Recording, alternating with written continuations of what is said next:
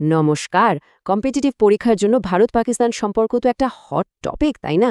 আর সম্প্রতি পাকিস্তানের একটা হুমকি একেবারে কলকাতাকে টার্গেট করে পুরো ব্যাপারটায় একটা নতুন মোড় এনে দিয়েছে। তো চলুন আজকের এই আলোচনায় আমরা এর ভেতরের সামরিক, রাজনৈতিক আর স্ট্র্যাটেজিক দিকগুলো এমনভাবে বুঝে নেব যাতে পরীক্ষার প্রস্তুতিতে কোনো খামতি না থাকে। দেখুন, প্রথমেই যে প্রশ্নটা মাথায় আসে সেটা হলো, এই যে হুমকিটা পাকিস্তান দিচ্ছে, এটা কি শুধু মুখের কথা, মানে ফাঁকা আওয়াজ, নাকি এর পেছনে সত্যি কোনো মিলিটারি পাওয়ার আছে? ওদের মিসাইল কি সত্যি সত্যি কলকাতা পর্যন্ত পৌঁছতে পারে? আসুন এই ব্যাপারটাই একটু খতিয়ে দেখি। এই দেখুন, এইটাই সেই বিতর্কিত মন্তব্য।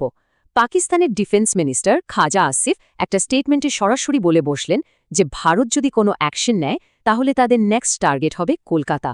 আর ব্যাস, এই একটা কথাই পুরো বিতর্কের আগুনটা জ্বালিয়ে দিল। পাকিস্তানের এই হুমকির পর ভারতও কিন্তু চুপ করে বসে থাকেনি, জোরালো জবাব এসেছে। চলুন দেখে নেওয়া যাক ঠিক কি প্রতিক্রিয়া হলো।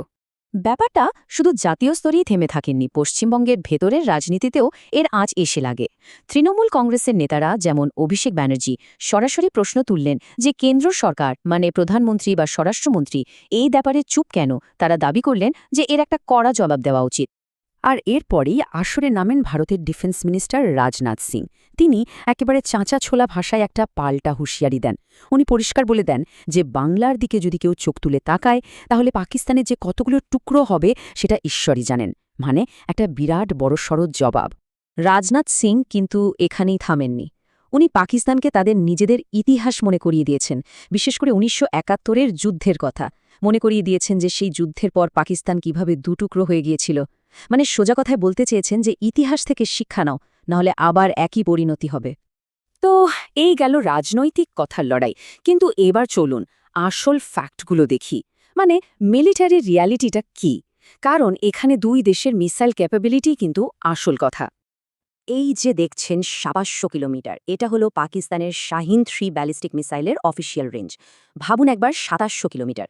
মানে টেকনিক্যালি বলতে গেলে এই মিসাইল শুধু কলকাতা নয়, ভারতের পূর্বাঞ্চলের অনেক শহর, এমনকি দক্ষিণের কিছু অংশেও টার্গেট করতে পারে।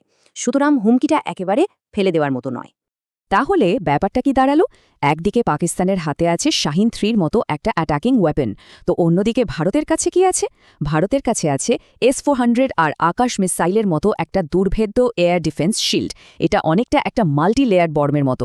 মানে কোনো মিসাইল যদি আসে তাকে আকাশে বিভিন্ন লেয়ারে বিভিন্ন দূরত্বে আটকানোর বা ধ্বংস করার ব্যবস্থা আছে। ফলে সুরক্ষা কিন্তু অনেকটাই মজবুত।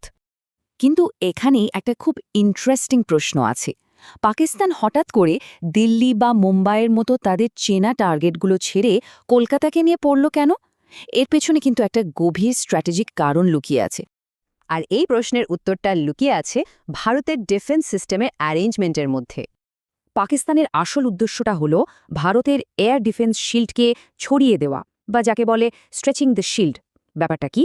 দেখুন, ভারতের বেশিরভাগ অ্যাডভান্সড ডিফেন্স সিস্টেম যেমন S-400 এগুলো উত্তর আর পশ্চিম সীমান্তে মোতায়েন করা আছে। এখন কলকাতাকে টার্গেট করার হুমকি দিয়ে পাকিস্তান চাইছে ভারত যেন তার এই ডিফেন্স সিস্টেমগুলোকে দেশের পূর্ব দিকেও ছড়িয়ে দেয়। ফলে কি হবে? ভারতের পুরো ডিফেন্স নেটওয়ার্কটা স্ট্রেচড হয়ে যাবে, আর তাতে কোথাও না কোথাও দুর্বলতা তৈরি হতে পারে। এটাই ওদের কৌশল। আবার অনেক অ্যানালিস্ট বলছেন এর পেছনে পাকিস্তানের ঘরের সমস্যাও একটা বড় কারণ। দেশটা এখন সাংঘাতিক আর্থিক সংকটে ভুগছে।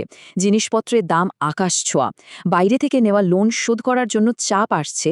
আর এরকম পরিস্থিতিতে দেশের মানুষের মন অন্যদিকে ঘুরিয়ে দেওয়ার জন্য একটা বাইরের শত্রু তৈরি করাটা একটা পুরনো রাজনৈতিক চাল। যেহেতু কলকাতা একদম বাংলাদেশের বর্ডারের কাছে, তাই একটা প্রশ্ন আসতেই পারে যে এর মধ্যে বাংলাদেশের কোনো অ্যাঙ্গেল আছে কিনা। কিন্তু সত্যি বলতে এখন ভারত আর বাংলাদেশের সম্পর্ক খুবই ভালো, তাই বিশেষজ্ঞরা মনে করছেন এই হুমকিটা পিওরলি পাকিস্তানের, এর সাথে বাংলাদেশের কোনো সম্পর্ক থাকার কথা নয়। আচ্ছা, অনেক বিশ্লেষান্ত হলো। এবার চলুন পরীক্ষার জন্য যে পয়েন্টগুলো সবথেকে জরুরি সেগুলো একবারে ঝালিয়ে নিই। এই টেবিলটা মাথায় রাখলে পুরো বিষয়টা এক নজরে রিভিশন হয়ে যাবে। তাহলে কি মনে রাখব? পাকিস্তানের মিসাইল শাহিন-3, রেঞ্জ ২৭০০ কিমি। ভারতের জবাব S-400 বা আকাশ সিস্টেম। পাকিস্তানের স্ট্র্যাটেজি ভারতের ডিফেন্সকে ছড়িয়ে দেওয়া, আর ভারতের স্ট্র্যাটেজি যে কোনো আক্রমণকে রুখে দেওয়া। ব্যাস এইটুকুই। আর শেষে একটা বড় প্রশ্ন রেখে যাই, যেটা নিয়ে ভাবাটা খুব দরকার। একটা দেশের ভেতরের অবস্থা মানে তার অর্থনীতি বা রাজনীতি সেটা তার ফরেন পলিসি বা মিলিটারি অ্যাটিটিউডকে কতটা কন্ট্রোল করে। পাকিস্তানের এই হুমকিটা কিন্তু এই প্রশ্নটারই একটা জ্বলজ্বন্ত উদাহরণ। এ ধরনের অ্যানালিটিক্যাল পয়েন্ট কিন্তু পরীক্ষার জন্য বিশেষ করে মেন্স বা ইন্টারভিউয়ের জন্য খুব গুরুত্বপূর্ণ।